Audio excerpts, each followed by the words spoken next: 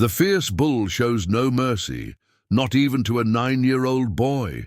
This will surprise you. The dust hung thick in the air of the Tamworth Rodeo Arena, coating everything in a fine red powder that stuck to the sweat running down 9-year-old Cooper Mitchell's face. He stood at the edge of the chutes, his small hands gripping the metal rails so tightly his knuckles had gone white, watching the riders prepare their equipment with a mixture of awe and terror that made his stomach churn. The stands were packed with thousands of spectators, their voices creating a roar that seemed to shake the very ground beneath Cooper's boots. Cooper was small for his age, barely reaching his father's hip, with a mop of sun-bleached hair and freckles scattered across his nose like someone had flicked a paintbrush at his face. He wore an oversized vest padded with protective gear, a helmet that kept sliding down over his eyes, and boots that had belonged to his older brother before a bull had ended his riding career 3 years ago. Everything about Cooper screamed that he was too young, too small, too unprepared for what he was about to attempt. But Cooper Mitchell came from 5 generations of bull riders. His great-great-grandfather had ridden in the first official rodeos in Queensland, back when the sport was even more dangerous than it was now, when men died regularly and no one thought twice about it. His grandfather held the record for the longest ride on the legendary Bull Chainsaw, 8.7 seconds of pure chaos that had made him a legend in country New South Wales. His father, Jack Mitchell, had been national champion twice before a broken back had forced him into retirement, and now it was Cooper's turn. At 9 years old, he was the youngest rider ever permitted to compete in the junior division at Tamworth, and only then, because his father had called in every favour he had argued with officials for months, had promised to take full responsibility for whatever happened. The controversy had been fierce. Parents' groups had protested, animal welfare organizations had threatened lawsuits, and the local newspaper had run a front-page story questioning whether this was courage or child endangerment. But Cooper had insisted. For 2 years, he'd been training on mechanical bulls, on docile steers, on anything that would let him practice. He'd studied footage of his grandfather's rides until he could recite every movement, every shift of weight, every moment of perfect balance. He'd worked himself into exhaustion every single day, building the strength and reflexes that riding demanded. And he'd begged, pleaded, and ultimately convinced his father that he was ready. The question was he actually ready, or was he just a kid with more courage than sense? Cooper, his father, appeared beside him, crouching down to bring himself to eye level. Jack Mitchell's face was weathered and scarred, telling the story of a lifetime in the rodeo, but his eyes were soft with worry. "You don't have to do this, mate. No one will think less of you if you walk away right now." "I'm not walking away," Cooper said, his voice steady despite the fear making his hands shake. "Grandpa was 10 when he rode his first bull. I'm almost there. I can do this." Jack studied his son's face for a long moment, then nodded slowly. "All right, but you listen to me, and you listen good. The bull they've drawn for you is Snowball. He's mean. Cooper, meaner than any of the practice bulls you've been on.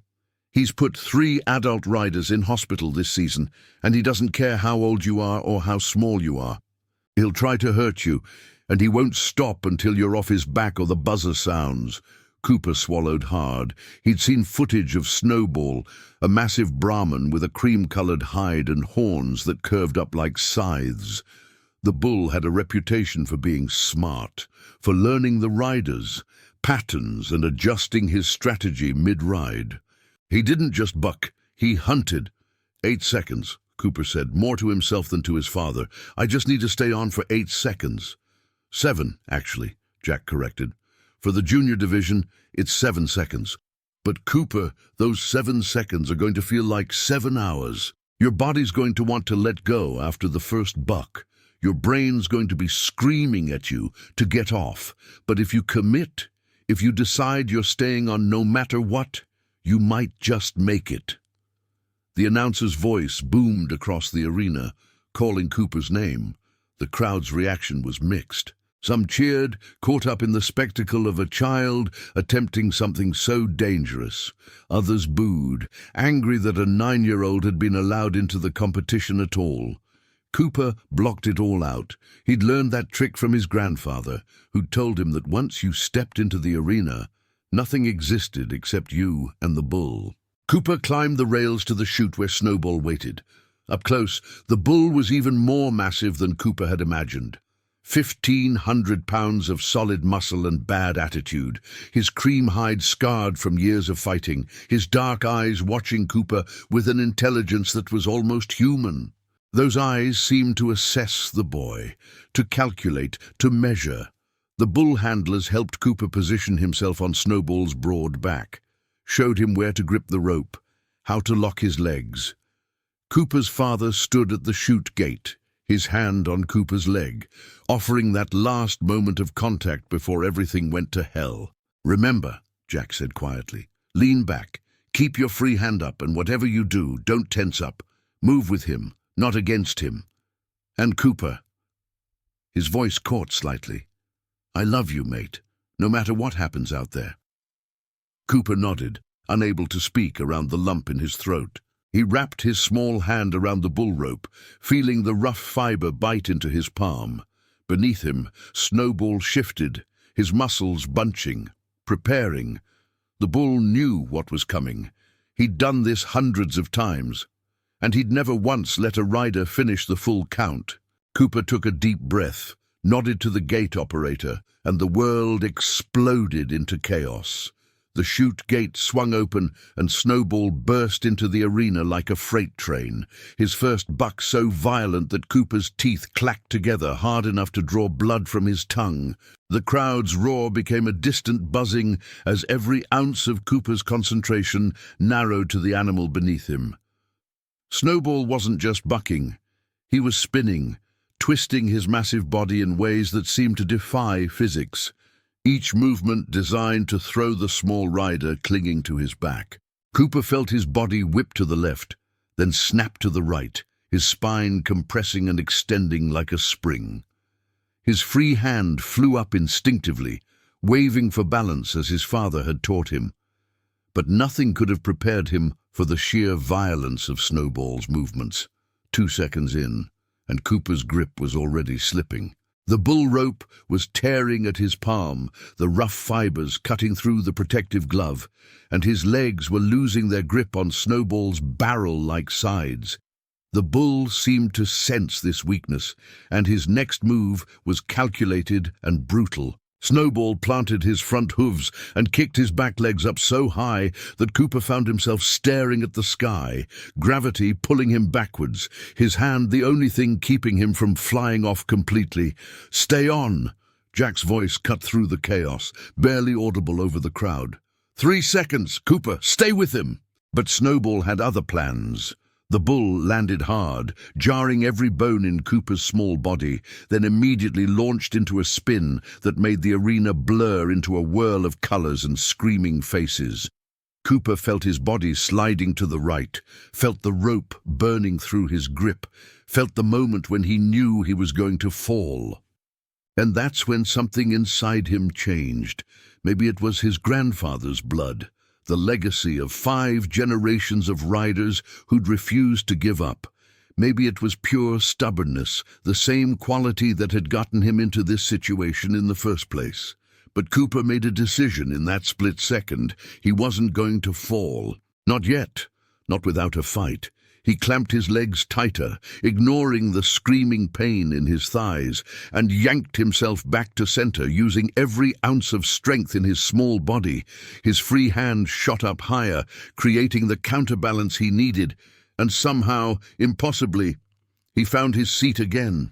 He was back in position, moving with Snowball's rhythm rather than fighting against it, his body flowing like water over the bull's violent movements. 4 seconds. The crowd's roar intensified, people on their feet now, some cheering, some covering their eyes, unable to watch a child being thrown around like a rag doll by 1,500 pounds of pure aggression. Snowball felt the shift. The bull had been so close to throwing his rider, had felt the boy's grip weakening, and now suddenly the kid was back, locked on, refusing to let go. It seemed to infuriate the animal.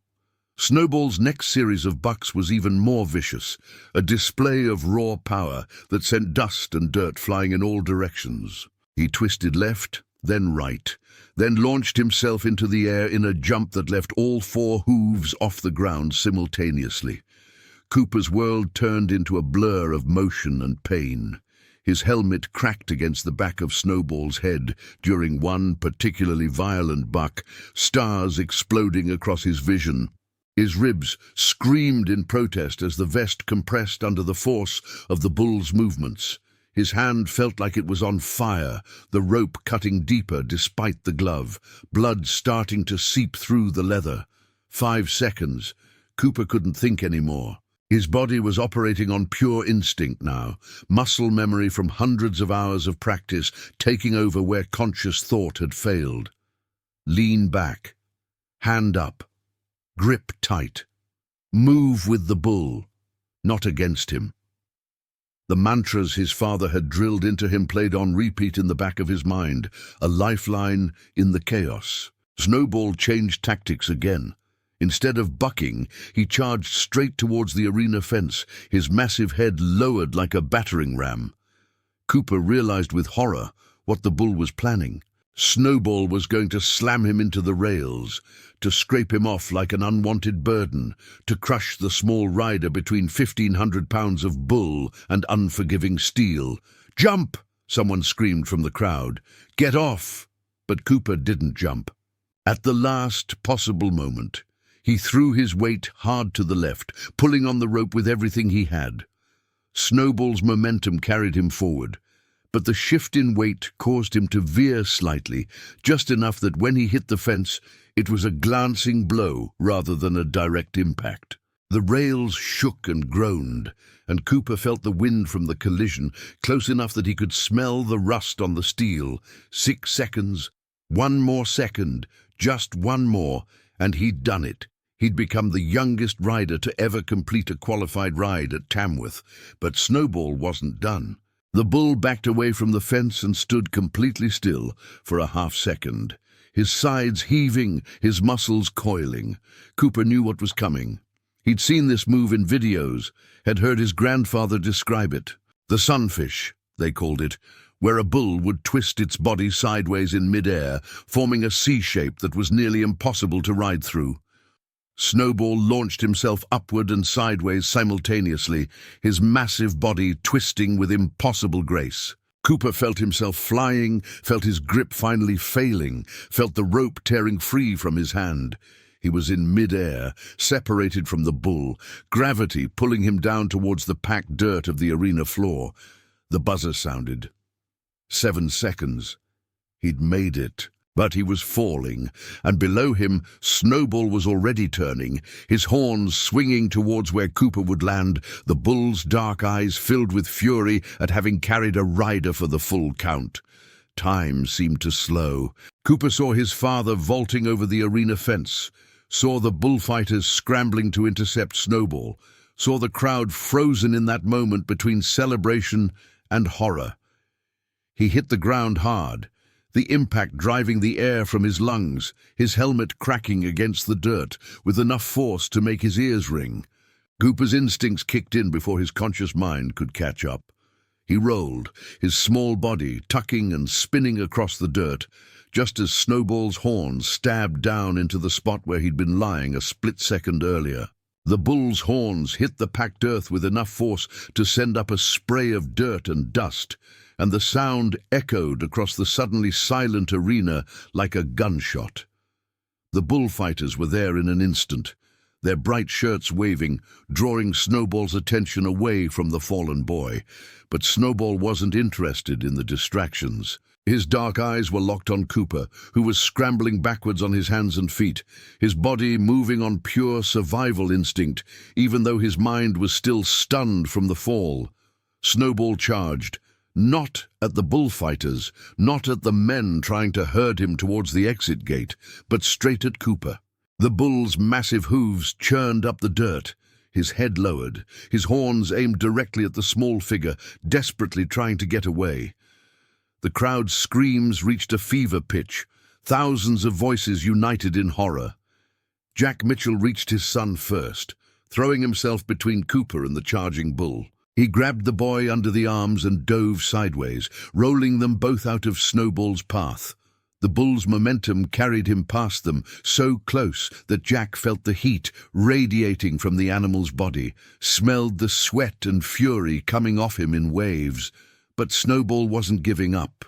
He planted his hooves and spun with shocking agility for an animal his size, dust flying from his legs, his eyes still fixed on Cooper.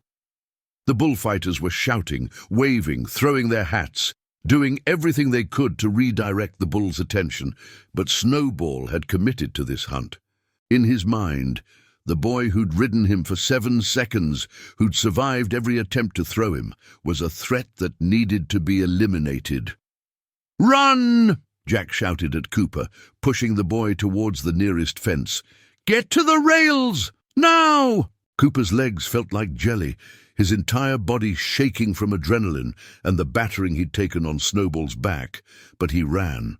His boots slipped in the loose dirt, his vision still blurred from the impact, but he ran towards the fence with everything he had. Behind him, he could hear Snowball's hooves pounding, could hear his father shouting, could hear the crowd's screams reaching a crescendo. 10 meters, 5. The fence was right there, safety just within reach. Cooper's hands stretched out, reaching for the rails, and then his boot caught on a rough patch of ground, and he went down hard, sprawling face first into the dirt. Snowball was on him in seconds. The bull stood over Cooper's prone form, his massive body blocking out the sun, his breath hot and angry against the back of the boy's neck.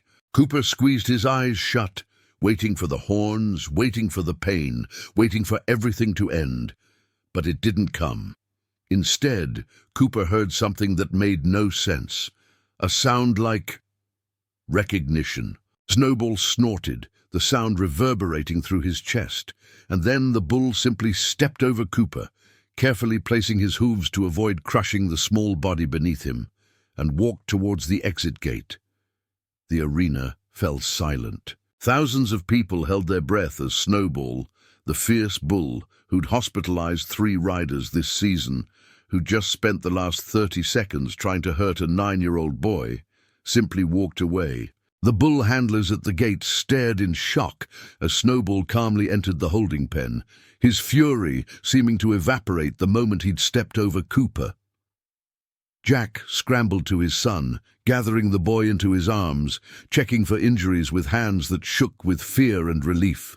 Cooper was covered in dirt and blood, his protective vest cracked, his helmet dented, his glove torn to shreds. But he was conscious, he was breathing, and when he looked up at his father, there were tears streaming down his face. "I did it," Cooper whispered, his voice cracking. "Dad, I did it. I rode him. I stayed on for 7 seconds.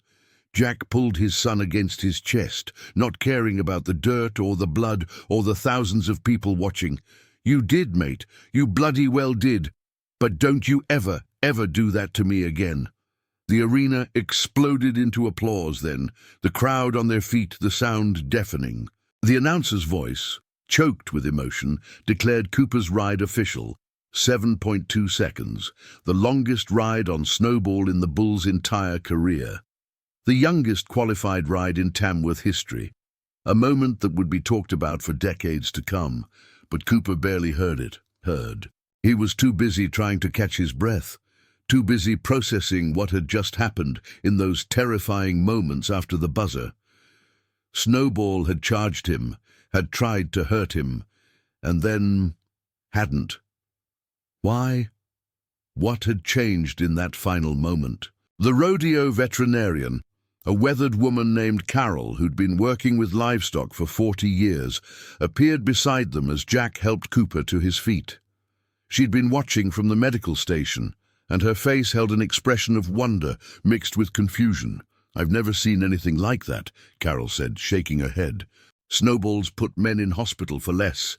I've watched him chase riders halfway across the arena, trying to get a horn into them. But when that boy went down—" She paused, searching for words.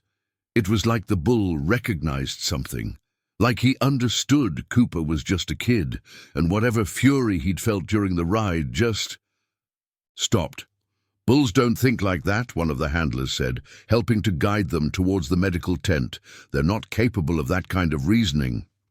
"Tell that to Snowball," Carol replied, gesturing towards the holding pen where the bull stood calmly, his sides still heaving from exertion, but his demeanor completely changed. "Because something happened out there. Something I can't explain with veterinary science or animal behavior theory." As they walked, Cooper kept looking back at the holding pen, at Snowball's massive cream-colored form. The bull's head turned, and for just a moment their eyes met across the distance. Cooper saw no fury there now, no aggression, just understanding, respect, whatever it was. It made Cooper's chest feel tight and his eyes burn with tears he didn't fully understand. In the medical tent, the doctors checked Cooper over thoroughly. Bruised ribs, a sprained wrist, cuts and abrasions covering most of his body, a mild concussion. Nothing broken, nothing that wouldn't heal. They wanted to keep him overnight for observation, but Cooper refused. He had something he needed to do first. Against the doctors' protests and his father's worried objections, Cooper insisted on being taken to the holding pens. He limped the entire way, his ribs screaming with each step, his head pounding, but he didn't stop. Jack walked beside him, one hand on his son's shoulder, ready to catch him if he fell. The handlers at the pens looked skeptical when Cooper explained what he wanted to do. Visit Snowball, the bull who'd just tried to kill him. The 9-year-old kid who could barely stand wanted to get close to 1,500 pounds of aggression and fury. They looked to Jack, expecting the father to shut this madness down immediately. But Jack saw something in his son's eyes, something that reminded him of his own father all those years ago, that stubborn determination, that need to understand, that refusal to let fear have the final word. He nodded slowly. "We'll do it safely," Jack said. "From outside the pen, no one goes in, but let the boy see him." They walked to Snowball's holding pen, a reinforced enclosure designed to contain even the most aggressive bulls. Snowball stood in the center, his cream hide still dark with sweat, his sides rising and falling with steady breaths. When Cooper approached the rails, the bull's head swung towards him immediately, those intelligent dark eyes locking onto the small figure. Cooper's hands gripped the cold metal rails, and for a long moment, boy and bull simply stared at each other. The world around them seemed to fade away, the sounds of the rodeo continuing in the distance, becoming nothing more than white noise. This was a conversation without words, an understanding that transcended species and logic. "Why didn't you hurt me?" Cooper asked softly, knowing the bull couldn't answer but needing to ask anyway. "When I fell, when you could have, why did you stop?" Snowball took a step forward, then another, until he stood just meters from the fence. The handlers tensed, hands moving towards the controls that could open gates or activate barriers if needed. But Snowball's demeanor wasn't aggressive. If anything, he seemed curious. He snorted softly, his breath creating small clouds in the cooling evening air. "I think he recognized something in you," Carol, the vet, said quietly, appearing beside them. "Bulls are smarter than people give them credit for. They remember things, they learn patterns. Snowball's been throwing riders for years, and every single one of them has feared him. But you, Cooper, you respected him, but you didn't fear him. Not really. You rode him like he was a worthy opponent, not a monster to be conquered." Cooper thought about those 7 seconds on Snowball's back. The fury, the violence, the pure power, but also the artistry of it, the way the bull had moved with such calculated precision. Snowball wasn't just trying to throw him. He was testing him, challenging him, seeing if this small rider had the courage and skill to match his own strength and determination. "He's a fighter," Cooper said, understanding dawning. Just like me, just like Grandpa was. He wasn't trying to kill me. He was trying to see if I was strong enough to ride him. And when I stayed on, when I didn't quit, maybe he respected that. Maybe, Carol agreed. Or maybe when you fell, when he saw how small you really were, something in him recognized that the fight was over, that there was no honor in hurting a kid who'd already proven his courage. We'll never really know what goes on in an animal's mind. But I've been working with bulls for 40 years, and I've never seen one make that choice. Snowball chose not to hurt you, Cooper. That's something special. Jack placed both hands on his son's shoulders, his voice thick with emotion. Your grandfather used to say that the best bull riders aren't the ones who dominate the bulls. They're the ones who understand them, who respect them, who see them as partners in a dance rather than enemies to be conquered. I think Snowball saw that in you today. A 9-year-old kid who had no business being on his back, but who rode him with more heart than men twice your size. Cooper reached through the rails slowly, his small hand extended towards Snowball. The handlers started to protest, but Jack held up a hand, stopping them. The bull looked at the outstretched hand, his nostrils flaring as he processed this gesture. Then, impossibly, Snowball took one more step forward and lowered his massive head, allowing his nose to brush against Cooper's fingertips. The contact lasted only a second before Snowball pulled back, snorting and shaking his head as if embarrassed by the moment of gentleness. But it had happened. Cooper had touched the fierce bull who showed no mercy, and Snowball had allowed it. Word of what happened spread faster than wildfire through the rodeo community. The footage of Cooper's ride went viral, viewed millions of times across the world. But it wasn't just the 7-second ride that captivated people. It was what came after. The charge, the fall, and that inexplicable moment when Snowball chose mercy over violence. Animal behaviorists debated it on television. Researchers requested permission to study Snowball. Journalists wrote dozens of articles trying to explain the unexplainable. But for Cooper, the explanation was simpler. He'd met an animal that was just as fierce, just as determined, just as unwilling to quit as he was. And in that moment when he'd fallen, when he'd been at his most vulnerable, Snowball had recognized a kindred spirit. Not an enemy to be destroyed, but a warrior who'd earned respect through courage and determination. The rodeo officials, after heated debate, decided to retire Snowball from competition, not because he was dangerous, but because they couldn't risk another rider getting hurt trying to recreate Cooper's moment. The bull was sent to a breeding ranch in Queensland, where he'd live out his days siring the next generation of rodeo bulls, passing on his intelligence and strength to offspring that would carry his legacy forward. Cooper visited him once, several months after the ride. The ranch was beautiful. Rolling hills and green pastures, nothing like the dusty arenas where Snowball had spent most of his life. The bull was different there, calmer, more content. But when he saw Cooper approaching the fence, something sparked in those dark eyes, recognition, memory, respect. They stood together for a long time, the boy who'd become the youngest qualified rider in Tamworth history, and the bull who'd chosen mercy when violence would have been easier. No words were needed. The understanding between them went deeper than language. As Cooper turned to leave, his father's hand resting on his shoulder, he looked back one last time.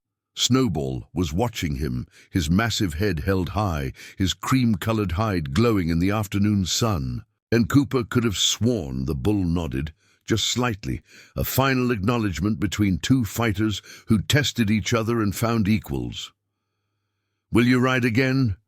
Jack asked as they walked back to the ute. Cooper thought about it, feeling the ache in his ribs, the scars on his hand, the memories of those 7 seconds of pure chaos and terror and exhilaration. He thought about Snowball's fury and his mercy, about the thin line between courage and recklessness, about the responsibility that came with choosing to step into that arena. "Maybe," Cooper said finally, "but not for a while. I've got nothing left to prove. Snowball and I, we had our moment, and that's enough." The fierce bull had shown no mercy during those 7 seconds, testing Cooper with every ounce of his strength and cunning. But afterwards, when it mattered most, Snowball had shown something even more powerful: compassion, understanding, the recognition that some victories aren't about domination, but about mutual respect between warriors who've both fought their hardest and can walk away knowing they gave everything they had. That lesson, Cooper knew, was worth more than any trophy or record. It was the kind of wisdom his grandfather had tried to teach him, the understanding that true strength isn't about never showing mercy, but about knowing when mercy is the stronger choice. And somehow, impossibly, a fierce bull with a reputation for violence had taught that lesson to a 9-year-old boy in the most surprising way possible.